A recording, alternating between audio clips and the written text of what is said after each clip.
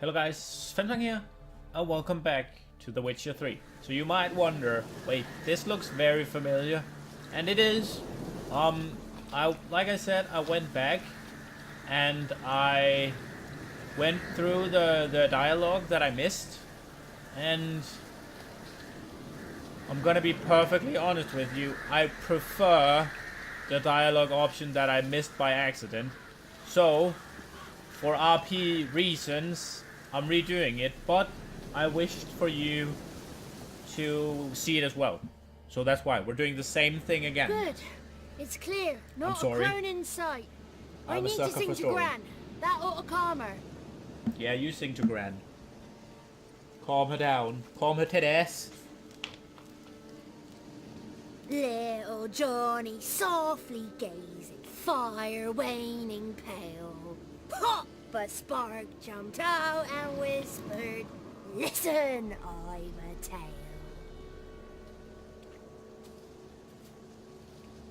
You got your voice back. I did, though I seem to have lost an octave somewhere in the process. I shall look for it when I get home. You're not allowed here, Johnny. You shouldn't have come. Calm down, Gran. Don't get angry. It's not good for you.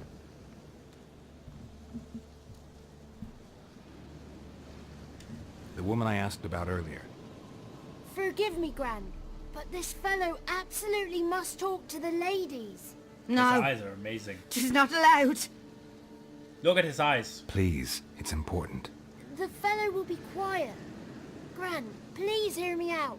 I found little Yagna when she got lost, did I not? Did I break Ginny's fever too? I did. I ask anything in return? No. Didn't even fuss about my stolen voice. Well, now I want something. Gran, help this fellow. Because otherwise he'll pester me day and night, even during potty time. His lass is missing. Perhaps the ladies can help find her, eh? Well, since you put it that way, Johnny, I'll help him. Come with me.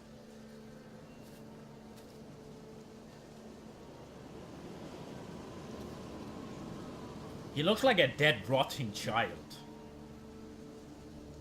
Like a dead, rotting 10-year-old.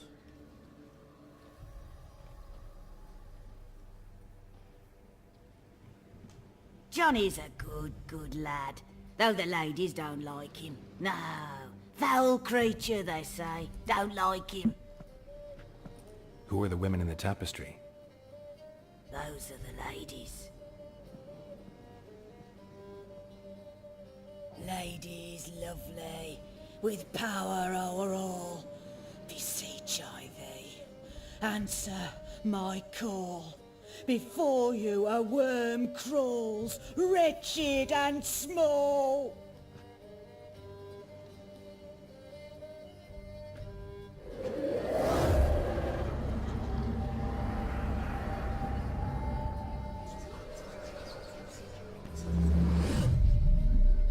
How dare you disturb our rest, woman?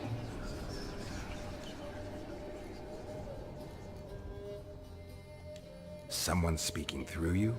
Good looking and clever, too. Where have you been hiding, boy? Very Irish. This one is the one I skipped over. So you're the three crones? Who? When did such an ugly word going on? Village bitches have been gossiping again. There's no limit to how jealous and petty humans can be. Do I look like crones to you? And Jamaican? Go ahead, check. Touch me, white-haired one. Where it pleases you most. Touch me.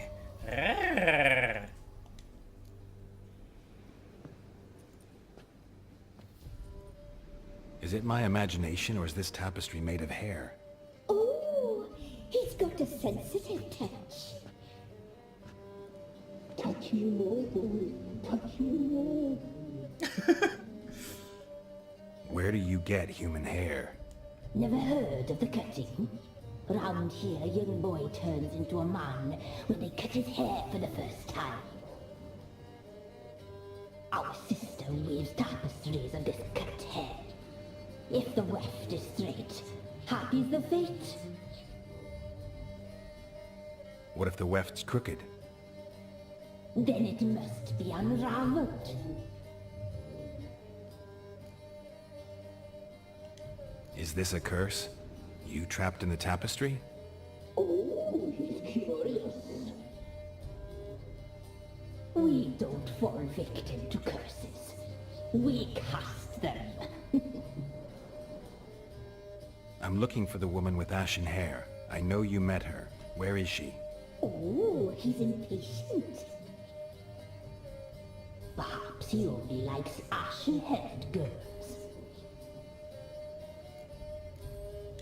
The young woman. She's my daughter by choice. I raised her. If she's shapely, what does it matter? Matters to me. I believe we fit alone. He's bubbling like well-fed yeast. Oh, that's how I like him. It's clear you met her. Tell me everything. That was blunt. Well, perhaps it's for the best. Tell me, have you got bollocks? To Yes. fear woodland beasts? Yes. Oh, hard times are upon us, white-haired one. Brother has turned against brother. The land is soaked in blood. Evil reigns stronger than ever before. Not funny. Blood. A dark power has surfaced near Downwarren. It feeds on hatred and disdain. Destroy the beast, and we will be grateful till you all know about this ashen-haired maid. Dark power? You need a knight errant or a witch hunter, not a witcher. The alderman of Downwarren will tell you all. Remember to collect payment from him after you complete your task. And now our servant will bring you the dagger. Not funny. Blood. A dagger? What for? When the alderman sees this dagger, he'll know we sent you. He'll aid with all. I'll talk to the alderman, but I can't promise anything. Move, woman! Give the young man the dagger. And you, White One, return only once you've completed the task.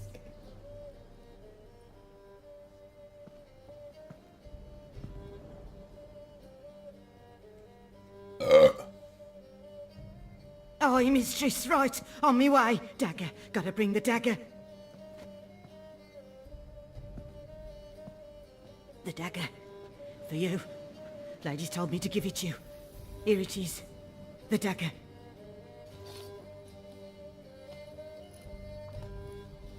That is one hell of a dagger still. Place the alderman's payment on the stone.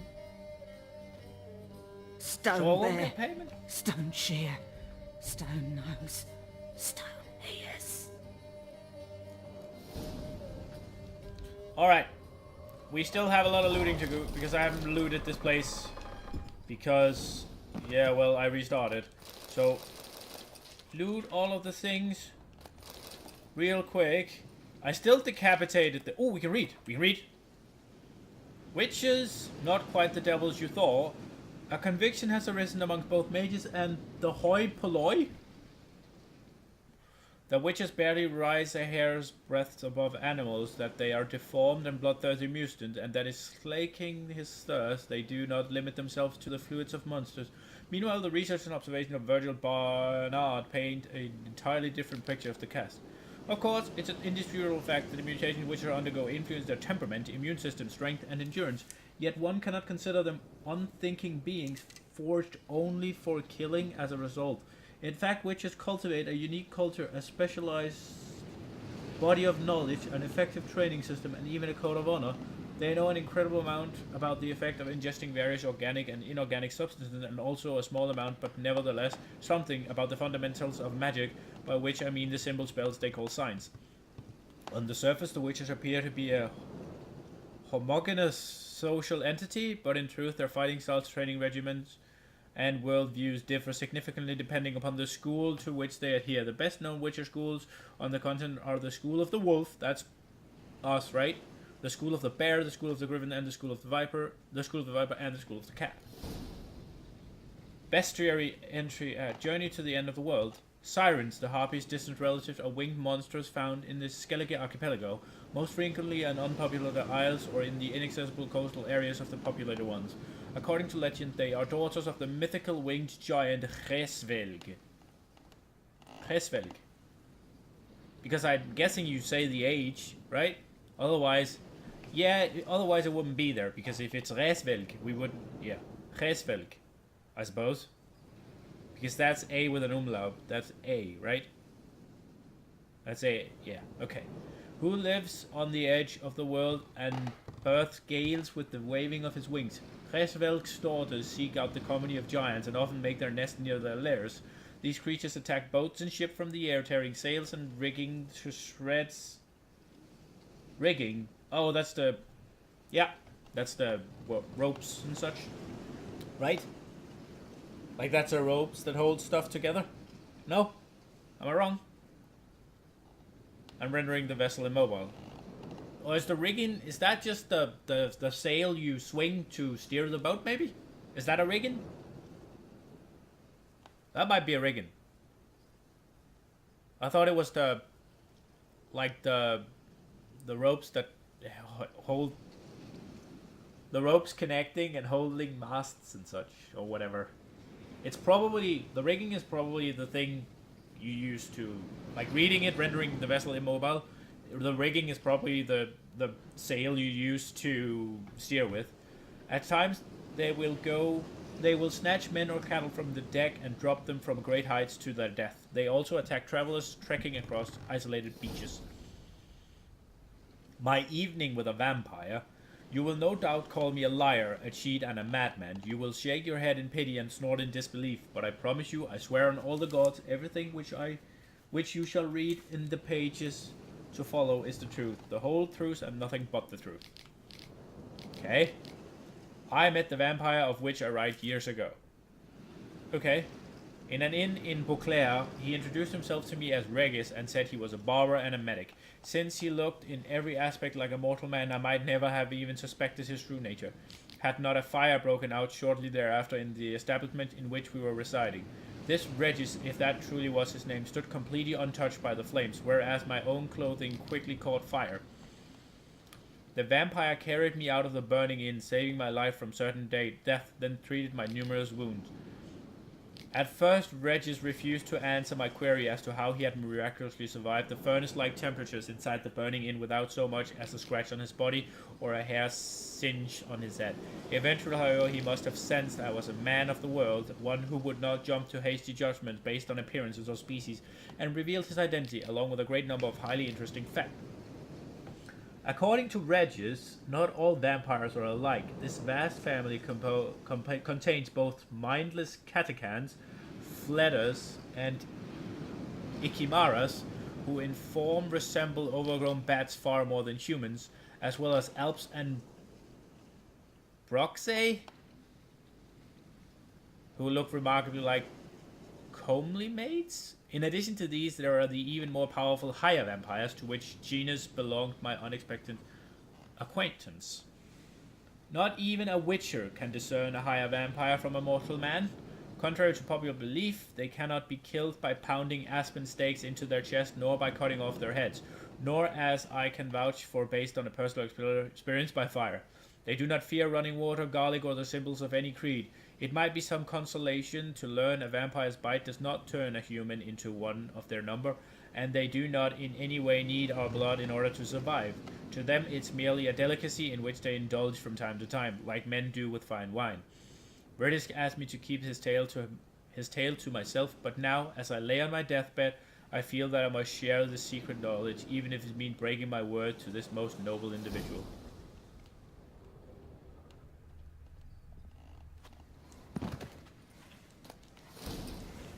Why would he... Wait.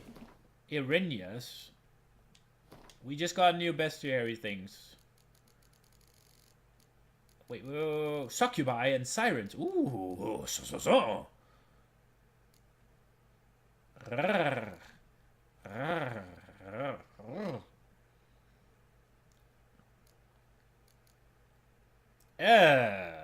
A merchant once told me I reminded him of an Irenia.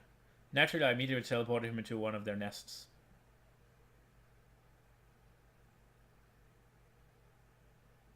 Okay, so okay.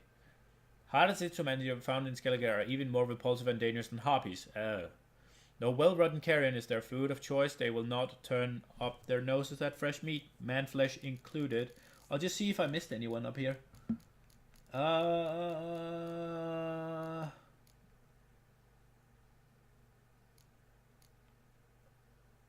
So, okay. I didn't. When they spy a potential victim, Irenians like harpies or shishigas will try to make a full use of their strength, of their numbers, and their ability to control the skies. Yeah. They will circle above their prey, then attack from several directions at once. Yeah. Striking with razor-sharp talons and tearing their targets to shreds. Ew. While attacking, they aim for the neck, eyes, and other vital organs, often causing their prey to bleed to death as a result. Wow. In this way, a small flock of Irenians is able to make quick work of larger and better armed victims, who often are not able to defend themselves effectively from several opponents attacking at once. Yeah. Okay, out at sea you hear a beautiful woman sing and turn the ship around at once, you understand? Even if it means sailing straight back into a storm. Eric. Ariki of Hindasfjall. Hindasfjall? Advice given to his son before his first solo voyage. Like skilled hunters setting out wooden docks to lure in drakes, sirens and lamias lure men near using their own bodies as decoys. They can transform to resemble a beautiful human maidens, though with tails covered in silver scales instead of legs. Once a naive sailor gets within arm's reach of these beautiful creatures, their faces suddenly turn into fang-filled fish-like maws, and lovely tales promising unknown delights become sharp death-dealing talons. Yeah. Lovely. One legend claims sirens and lamias were once friendly towards men and supposedly were even known, albeit on rare occasion, to accept some sailors' clumsy attempts at courtship. What? In our day, however, they are decidedly aggressive, perhaps soured by the numerous kidnappings carried out by frustrated sea salts. Whatever the truth, one thing is certain. These days, the monsters display no sign of goodwill, and so, when spotting them, one should immediately reach for one's silver sword. Sirens and lamias, the sirens' more dangerous cousins, usually hunt in flocks, making use of their numbers as well as their ability to move effortlessly through water and air. They can fly, okay. On the ground, however, they are virtually defenseless, and so wise tactic is to damage their fin-like wings to force them to land. The Igni sign also proves effective when fighting against them. Threatened or injured sirens will let out a terrifying shriek, leaving their opponents stunned while they escape, and their sisters swoop down for an easy attack. Succubi. Again, good grief, woman, I'm spent. Lester of Smalton to a succubus a few days before taking a vow of celibacy. Unlike other monsters, succubi and menace feel no desire to kill, do not crave human blood, and usually do not in fact mean any harm at all. They are motivated by one thing and one thing only, an insatiable lust.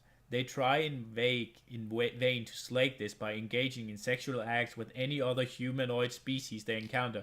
While it must be admitted that their victims rarely put up much resisting, this does not mean succubi and menace do not present any danger. Their never-ending advances through pleasurable affairs have pushed more than one man to madness or even death. Succubi and menace usually can be found near human settlements, including small villages and populous cities. They prowl at night, though when stricken by serious need, they will leave their lairs during the day as well.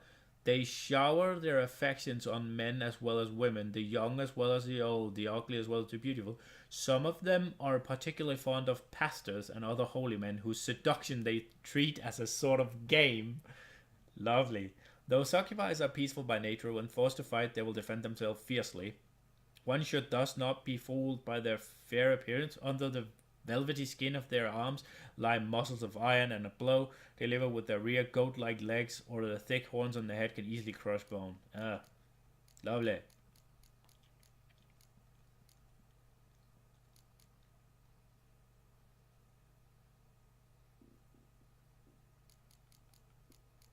Okay. Anything else? Jenny of the Woods. I'm still Jenny of the Woods. What the flying fuck is that? Ikimaras. By nothing to fear. Ikimaras. Why they nothing more than overgrown bats? Anonymous city guardsman's last words. Like other vampires, Ikimaras are not, despite what village gossip might say, undead humans. Oh? They're instead post-conjunction monsters who have no particular feelings about garlic, holy water, or religious symbols. Rip. Unlike their portrayals in ballads and legends, they look nothing like handsome pale aristocrats with charm and Eastern accents, though like catechans or nekarats, they do bear a strong resemblance to overgrown bats. They also do not suck blood from the neck of virgin with delicate kiss-like bite. They tear them to shreds using long sharp claws and then slurp the splattered blood off the ground. Lovely. Ikimaras are unusually cruel and exceptionally swift. They are able to quickly land blow after blow, capable of smashing even the best Mahakaman made armor into tiny shreds. They should be fought with a silver sword, remembering that they can regenerate back health over time. One should thus never attempt to tire them out or, God forbid, wait for them to bleed to death. Instead, cut them down as quickly as possible and, if possible, burn the body to ash and scatter it to the four winds. Wait, that looks a lot like the guy. The servant to the Emperor Van whatever. Men, the polite ones at least, would call me a monster. A blood-drinking freak. What? Only a mutual thirst for blood links higher vampires to their distant and much more primitive cousins, Ikimaras, elves, catechans, and the like. Higher vampires are in fact much more similar to humans than those bat-like blood slurpers.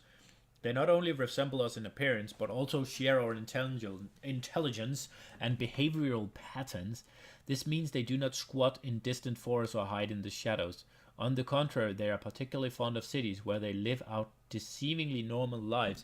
Even witchers are not capable of recognizing them at once, for their medallions remain perfectly motionless in the presence of higher vampires. Yet all these similarities should not blind us to the essential difference. Unlike men, higher vampires are immortal. Those who have faced them in combat and survived can be counted on one hand. It is a witch's good fortune that higher vampires are extremely rare, and not all are dangerous to humans. Though they do not have a taste for blood, they do not need to drink it. Though they do have a taste for blood, they do not need to drink it to survive. Some higher vampires have renounced feeding on humans altogether and do not harm anyone, or do no harm to anyone, but others give in to their desires. A witcher who braves fighting a higher vampire must bear in mind that he faces a monster endowed with incredible strength, one able to manipulate men and animals, turn invisible, and transform into a giant bat, and furthermore, one which is nearly impossible to kill. In other words, even an experienced monster slayer should think twice before accepting a contract on one of these creatures, even if half a kingdom and prince's hand is in the offering. Okay. Let us go downstairs. I've spent 20 minutes looting and reading. And you know what? I don't regret it, even one bit. I enjoy this game and I want all of the story.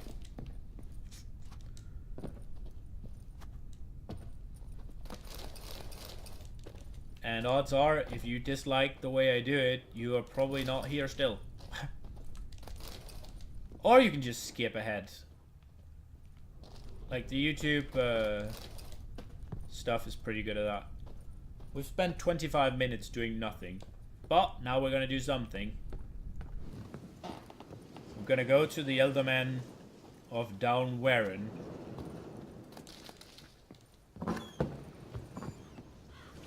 Where is he though? Where is he though? Mother's Day. Oh, it's not that far. That's good.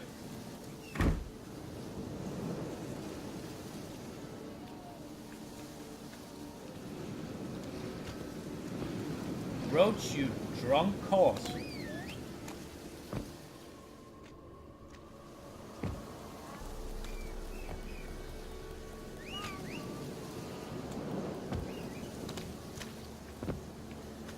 Why are you running around the bloody tree, Roach?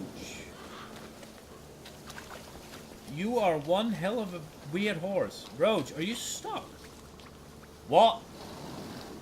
Let's go. Well, you got yourself stuck good here, Roachy. Come on, this way. Roach, stop being a pussy. It's just water and drowners. We're not fighting them, Roach. Don't worry. We're not fighting them, Roach. Roach! Oh, well, we're fighting these.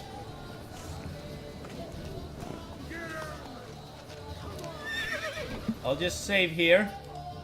I can't save in combat. Feels bad, man.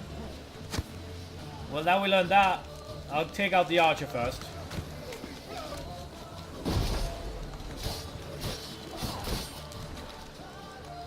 Ow. Mistake.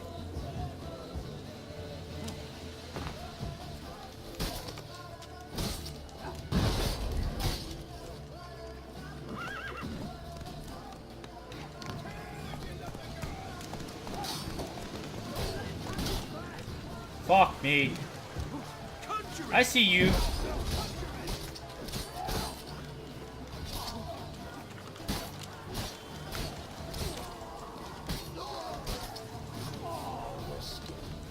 Okay, I'm very, very in trouble.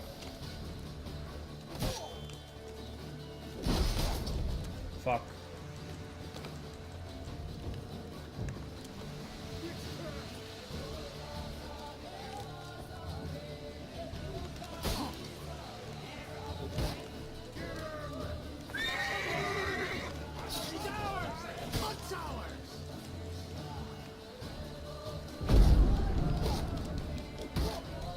Wait. Pathetic.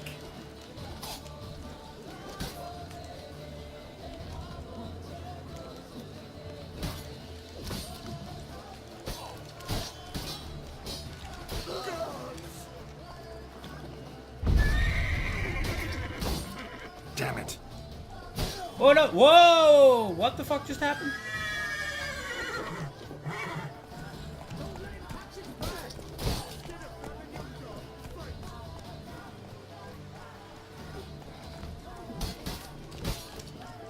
That hit me? Am I though?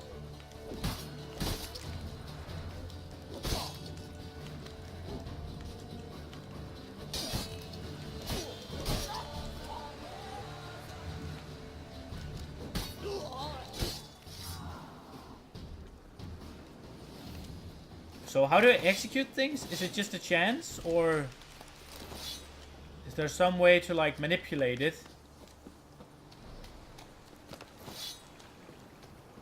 Alright, Roach, we killed them. Good job, Horsey. Faster. Let's save though, before we fuck up again. Alright, speak to the older man. We be here.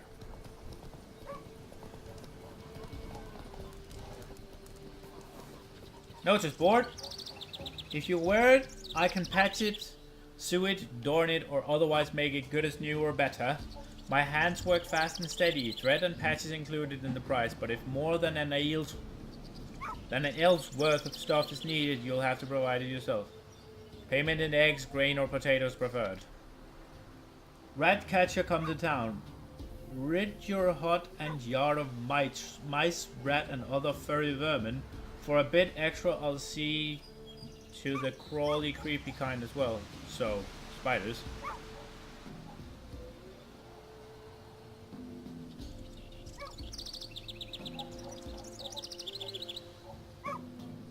Okay.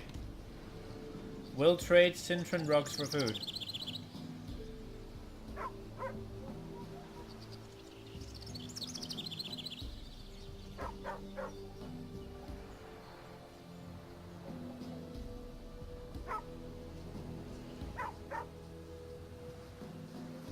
Oh, that's terrible.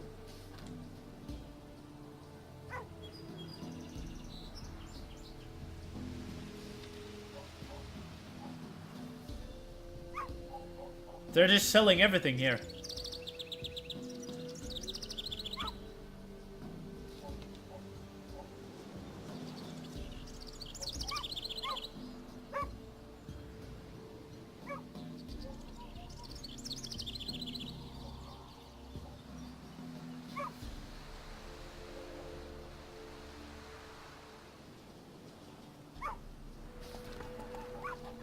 Alright, so there's a monster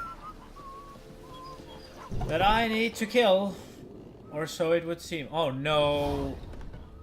Oh, so what I just saw was an NPC vendor who I have seen before. Like they've reused his model. That's disappointing. Milk, freshly curdled milk. Eggs straight from the coop, nary a trace of shit on them. I mean, Show me the what you dialogue was different. So that's good. Okay, so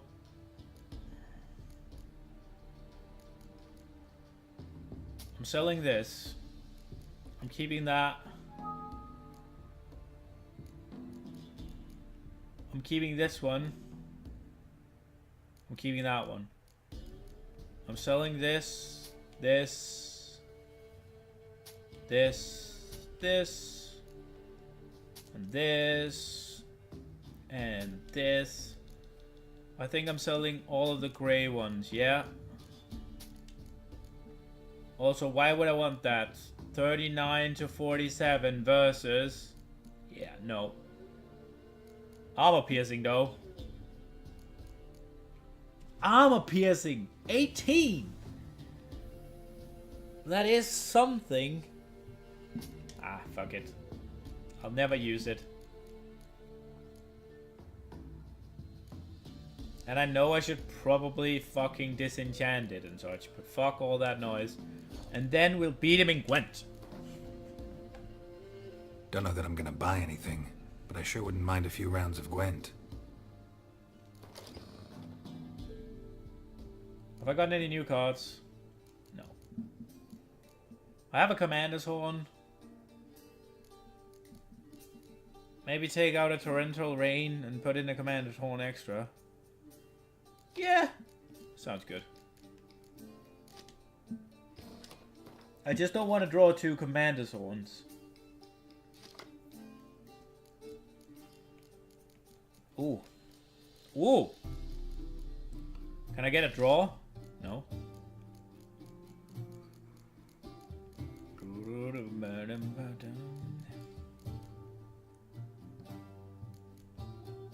Boop.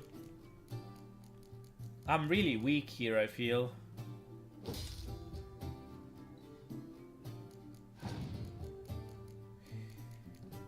I think he...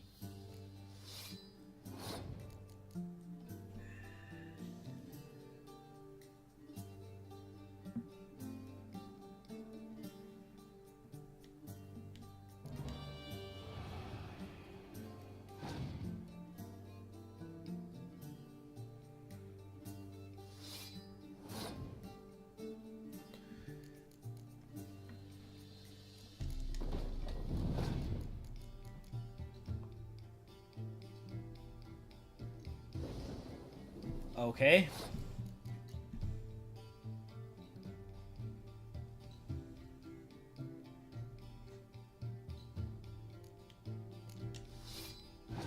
He'll have to commit melees, right?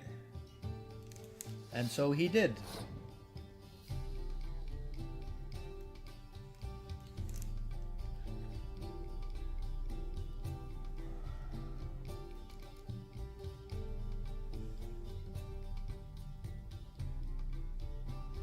Do you reckon I can make him pass if I take this back?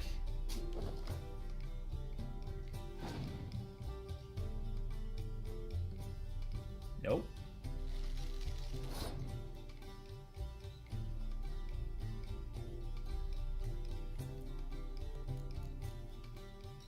I think I'm gonna make him use more.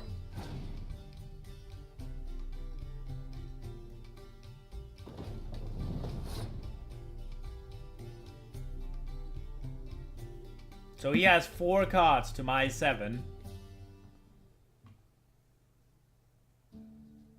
Yeah. I can see myself winning this. Yeah, he did.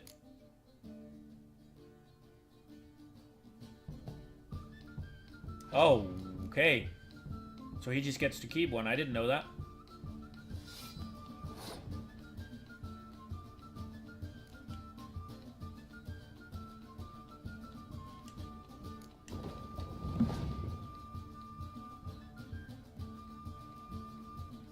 He passed.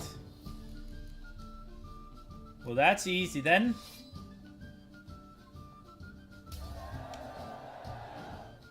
And I get to draw a card. And you might be wondering, wait, why do you play that one when that has the friendly whatever it is ability? Because I shall do this. Ah!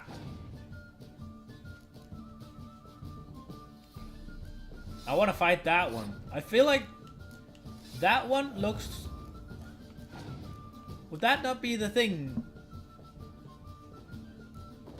Is that the thing I'm gonna fight?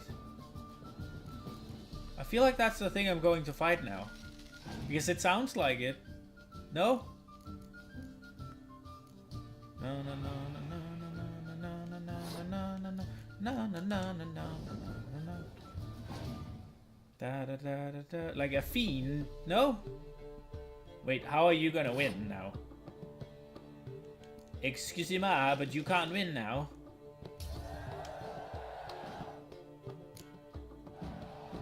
Beat him in Gwent. Give me your card.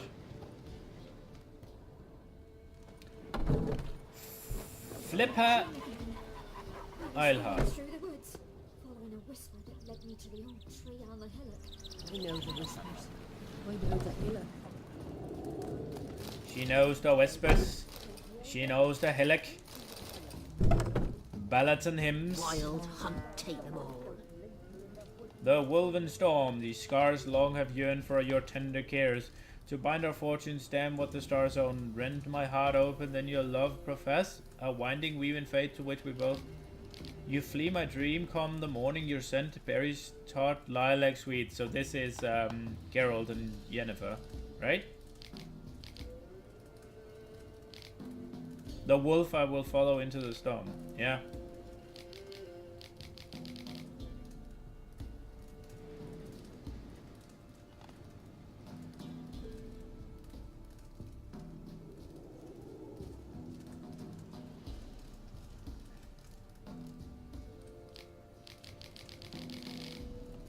Okay. Anyone knows that? Oh, I've already read that one.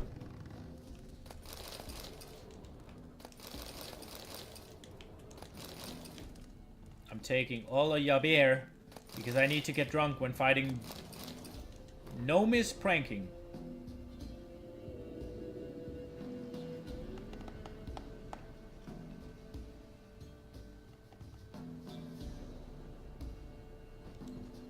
Yeah, no, I've already read that one. Yeah. Nothing. I just wanted your stuff. Have I been in here? Can't lose hope. I kind of want to join the war and just beat the Nilfgaardians senseless. I won't be as cocky once the Baron's men whip your arse. They're ordered to report. Yeah. Okay, let's talk to the old... Yo, I could haggle with you. Nice village. Aye, A real pearl of the swamps. if you say so. You get by all right? Aye, winter to winter.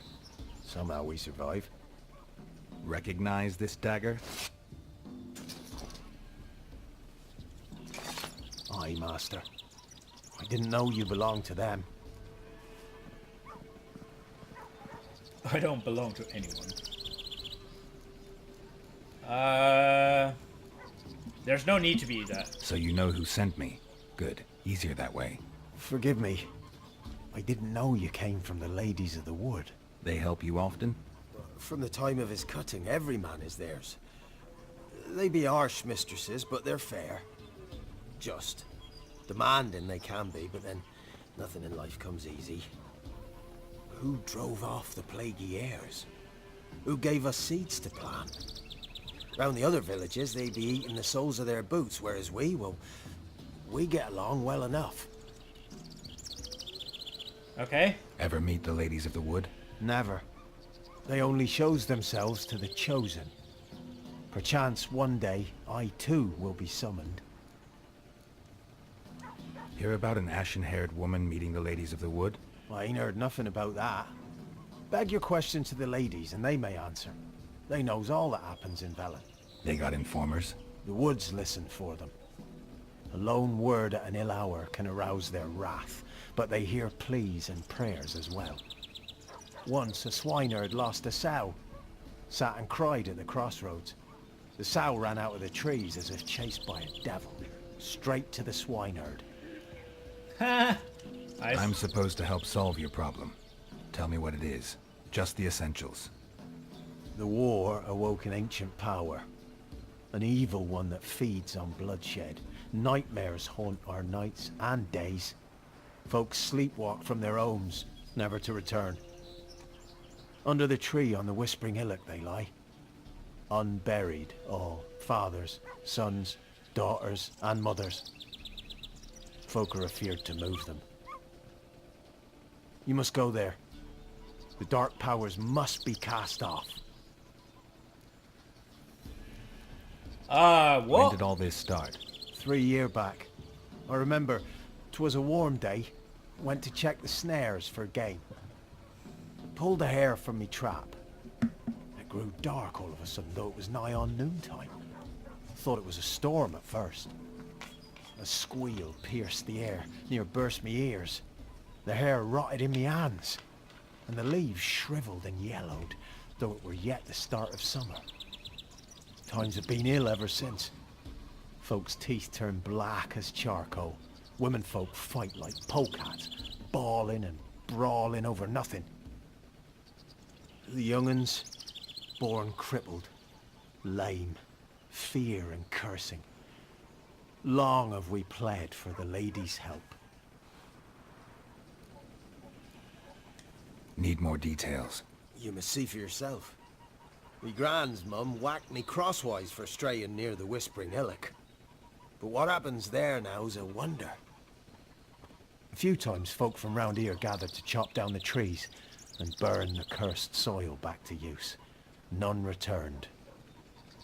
The ground neath the weeds is white with human bones. Ladies of the Wood don't know what this power is? They know all.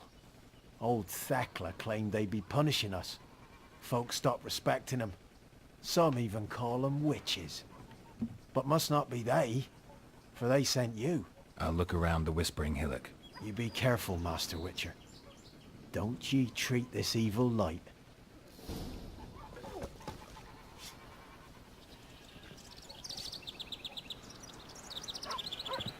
What the hell is bugging out somewhere? Somebody nicked me dolly.